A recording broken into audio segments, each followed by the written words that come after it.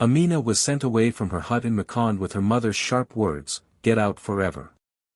She walked into the city with one small bag and a stubborn heart. Nights were hard, she slept near market stalls, washed dishes, and took night shifts to earn a few coins. People ignored her at first, but she watched, learned, and practiced. She learned to sell, to bargain, to fix a phone, and to stand when others pushed. She found a corner with free Wi-Fi and taught herself to code, writing notes on scrap paper and learning from videos played softly on a borrowed screen. Months passed in a blur of small wins, a better client, an idea that worked, a friend who believed. She built a simple app to move goods faster between sellers and drivers, a tiny tool that solved a big city headache. Orders grew, then orders became queues, and the app spread like gossip through Lagos markets. When a newspaper ran her photo on the front page, people stopped and read. Back in Mekond, her father, Kwesi, saw the picture and asked a neighbor, why did she stop? He did not know she had not stopped at all. She came home quietly, bought the old family plot with her own money, and walked to his porch to lay the paper where he would find it. He read the headline, looked up, and she said, "You asked why I stopped. I started." Zuri was pushed out of the homestead in Kibai and told to never come back. She left at dawn with a small bag and the sound of the gate closing behind her. In Accra she melted into the crowd.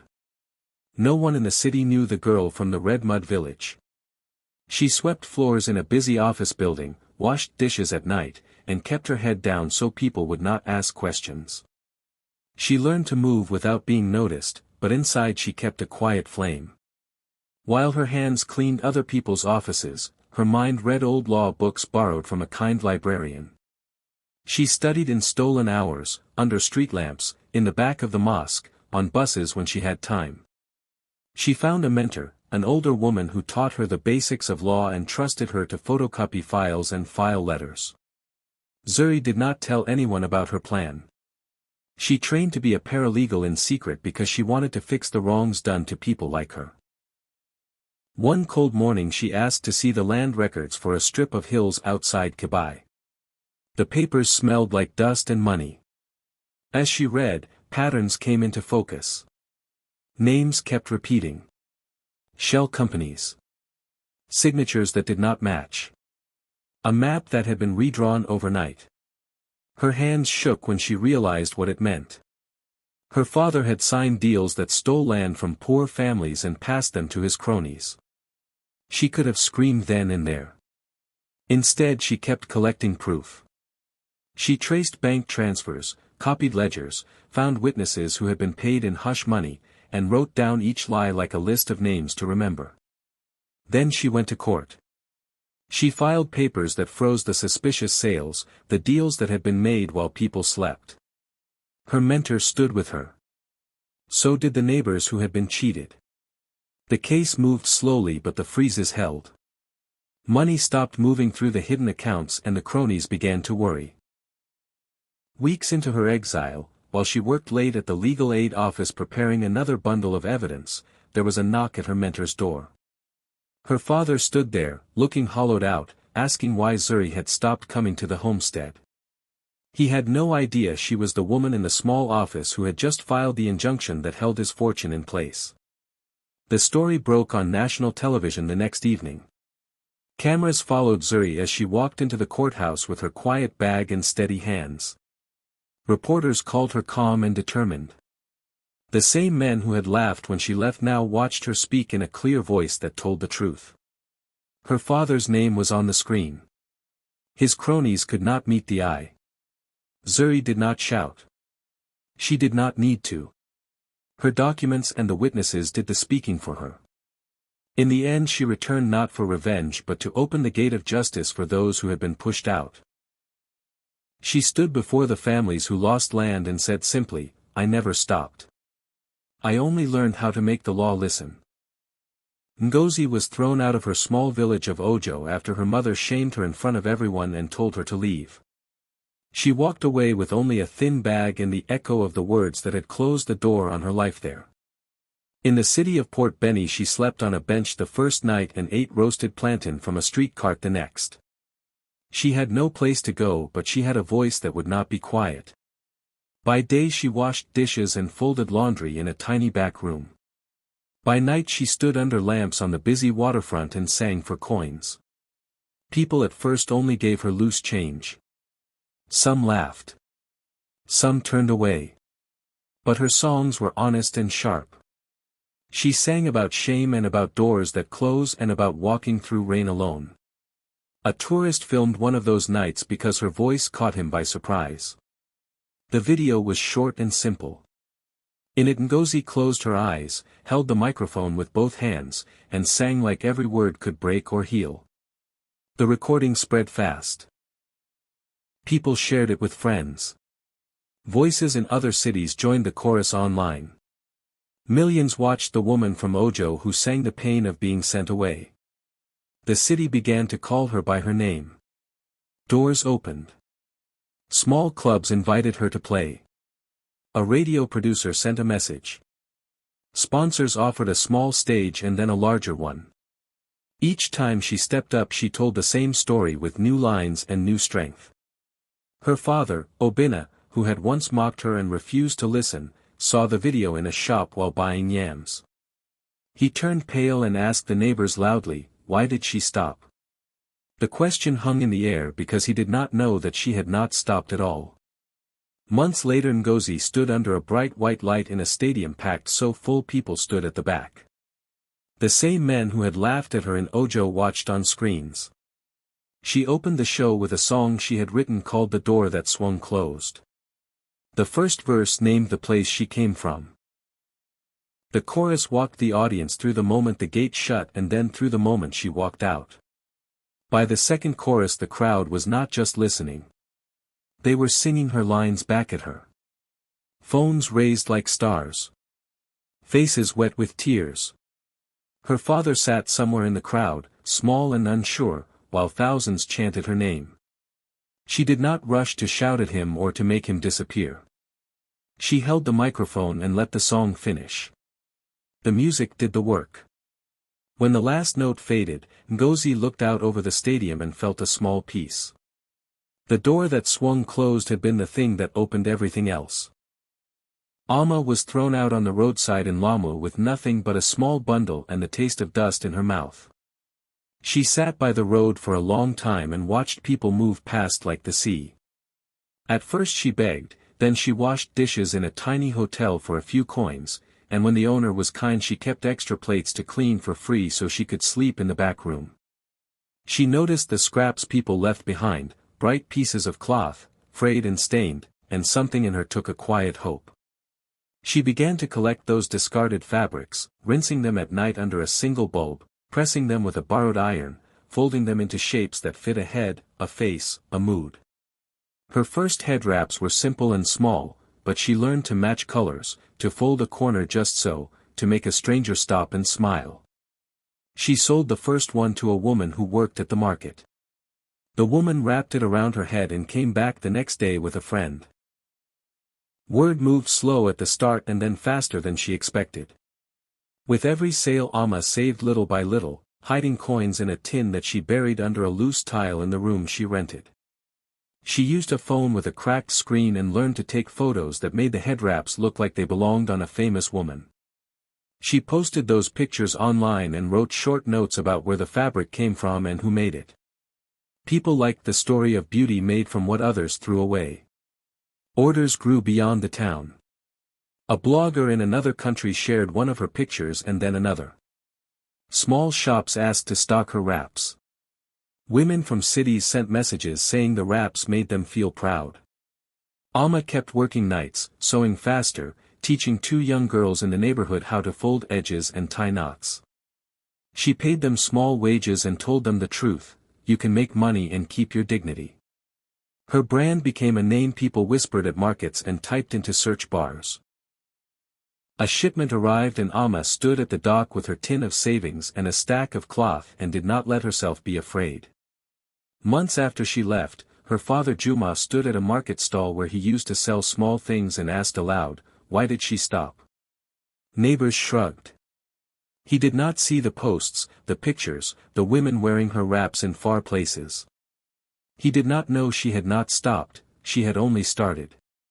Alma did not go back to shout. She sent a messenger with a plain envelope and a paper inside. The paper was the deed to the market stall, to the row of stands, and to the very plot where their old hut had been.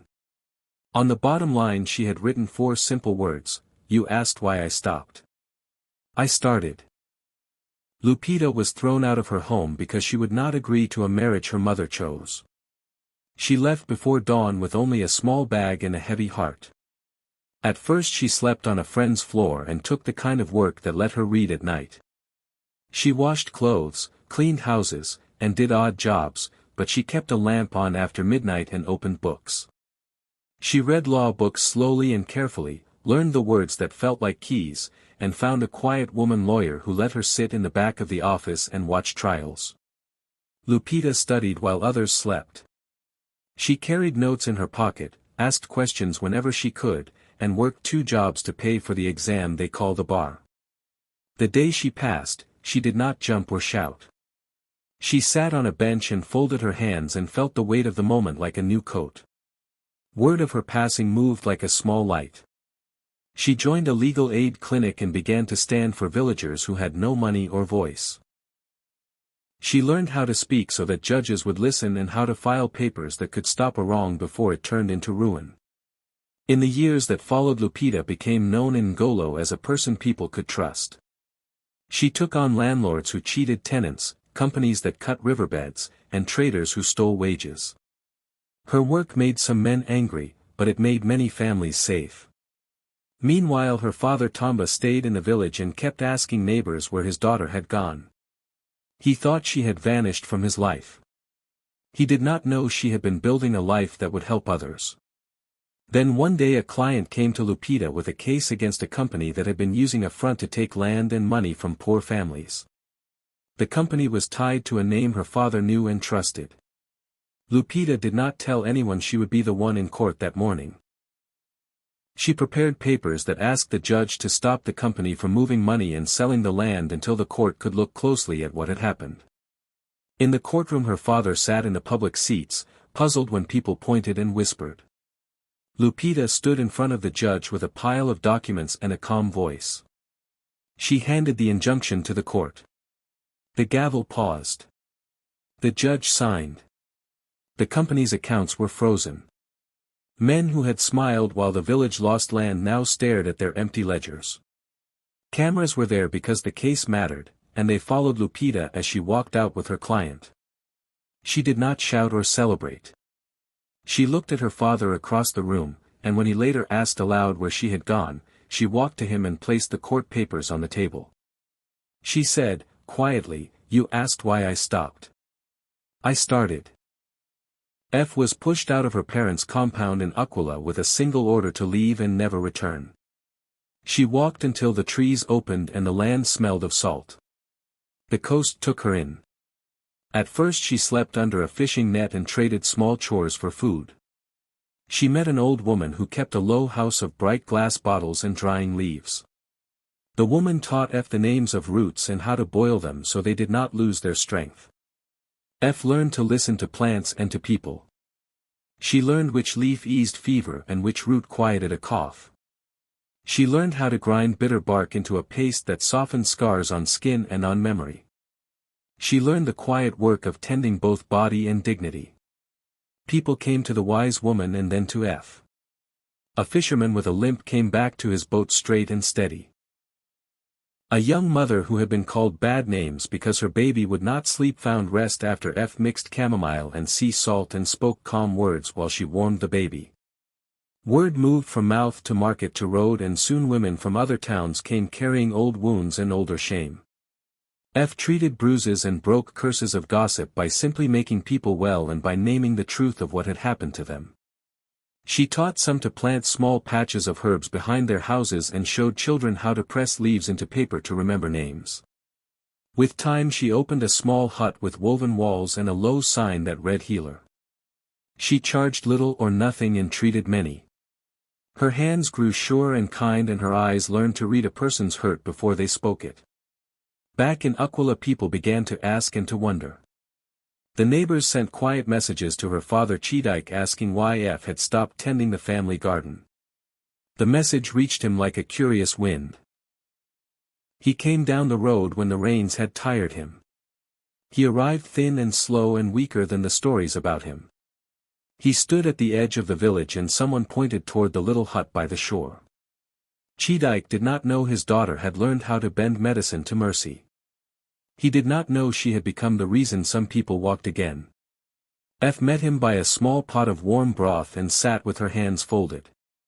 She washed the dust from his face and gave him water and then a tea that steadied his pulse. He slept for the first time in years without the weight of anger on his chest. When he opened his eyes she spoke plainly. She said she had not stopped because of shame or defeat. She said she had learned work that heals more than gardens. Then she gave him a choice. He could stay, come back humbly and ask the families he had hurt for forgiveness, or he could leave and never return. He looked at the sea and at the healer who had grown where he had planted nothing but pride. He chose to kneel and say the names out loud. She nodded and set down another cup of tea. Ao left the compound with nothing but a small bag and a quiet plan. She walked into Mombari and let the city wash over her. At first she slept on a cousin's floor and took any work that paid that day. She hawked fruit, carried water, and learned to read numbers by counting change under street lamps. Money was thin, but she watched how the market moved, how traders pooled coins, and how small loans kept a stall alive. A kind woman at a community center noticed how Ao listened more than she spoke and taught her about lending and saving. Ao learned fast. She read training manuals, copied balance sheets, and practiced building tiny budgets for neighbors. She learned how to listen to a borrower and how to spot a plan that would fail. Soon she found work at a small microfinance group and then at a larger one. She worked hard, earned trust, and watched small amounts turn into steady income for many families. Ao remembered the women back home who had no papers and no place to go. She thought of the girls who left with nothing when elders decided their lives for them. Quietly, without telling her old family, she began to save more. She opened a small fund and used it to give tiny loans to women who had been thrown out. The loans were small. They bought sacks of rice, sewing machines, and a cart for a cellar. She taught each woman how to keep a ledger and how to pay back in tiny weekly amounts. The money returned and then multiplied. Ao never took credit.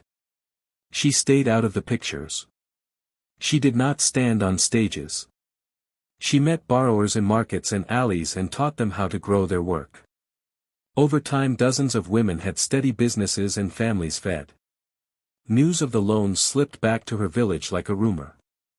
Her father Musa asked the pastor where his daughter had gone and why she had stopped coming to the compound. He did not know that she had built a quiet bank of hope for people like them. Ao planned a return that would not look like boasting. She arranged a public loan ceremony in the center of Musa's community. She invited local leaders and radio people and the pastor who had been asked about her. On the day she arrived the square was full. She stood before the crowd and spoke of small things that made lives better. Then she announced a grant for Musa's community that would fund wells, a market roof, and training for young women. The sound around her changed from surprise to hope. But Ao placed one clear condition on the grant. The community would receive the money only after Musa signed a public apology to the women he had shamed and the recordings were broadcast so everyone could hear him ask for forgiveness. The men who had asked why she stopped watched as their leader read the words and signed. Ao held the papers steady and watched the village learn that pride could be traded for repair. Nia left the house the night her mother cursed her and did not look back. She walked to far villages where the roads were thin and the nights full of stars, and she found work as a teacher in a small school with a cracked roof and eager children. She loved the way a child's face changed when a hard idea became simple. She started recording her lessons on an old phone, first to help a few students who missed class, then to share with learners in other villages who had no teachers. Her videos were plain and warm, short lessons, clear voices, and songs that made numbers and words stick. People began to send her messages from farther away. A parent from another town said the lesson helped a child pass a test. A young woman wrote that she could study at night because the recordings were short and easy to follow. The channel grew not from fancy tools but because Nia made learning feel possible. She used the little money she saved to build a small school on the empty plot where her family home once stood. It was not a grand building, just bright walls, neat benches, and a room with a camera so children in remote places could join in. When the channel hit thousands of views, she kept teaching the same way, simple, patient, steady, and the world noticed. Back in the village, someone told her father, Faraji, that his daughter had stopped coming home. He asked a neighbor, why did she stop coming home? He did not know that she had built more than a school. On the day she opened the doors, Nia live-streamed the first lesson. The camera slowly showed the new building and the small plaque on the wall that read, "For those sent away." Families in the village watched the stream in stunned silence. The same people who had watched her leave now watched her teach hundreds of children at once. Nia did not shout or brag, she simply turned to the camera, welcomed the students, and began to teach. The lessons were for everyone, but for some, they were a quiet answer. You told me to go, so I made a place where learning could not be kept behind any gate.